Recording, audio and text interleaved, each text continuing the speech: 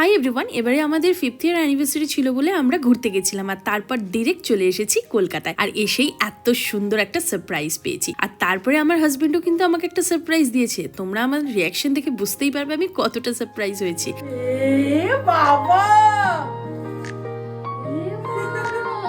হ্যাঁ, যেরমটা দেখলে এরমই ঘাবড়ে গেছিলাম অ্যাপেল পেন্সিলটা পেয়ে। আমি যে ওকে গ্রুটটা গিফট করেছি সেটা আমি ওর সামনেই কিনেছি, যেখানে ঘুরতে গেছিলাম সেখান দিয়ে, বাট ওর জন্য সেটা কিন্তু ও জানতো না। আর ও পুরো ট্রিপ এটা নিয়ে ঘুরেছে আর আমি জানতেই পারিনি। যাই হোক, তো রাতে দেখতেই পাচ্ছ আমার বাবা লুকিয়ে দাঁড়িয়ে আছে আমাদেরকে সারপ্রাইজ দেওয়ার জন্য। দাদার বৌদি মিলে এত সুন্দর করে ঘরটা সাজিয়েছিল, খুব ভালো লাগছিল। তার সাথে কেকটা জাস্ট অপূর্ব ছিল। 5 বছরের অ্যানিভার্সারিটা মনের মতো হয়েছে।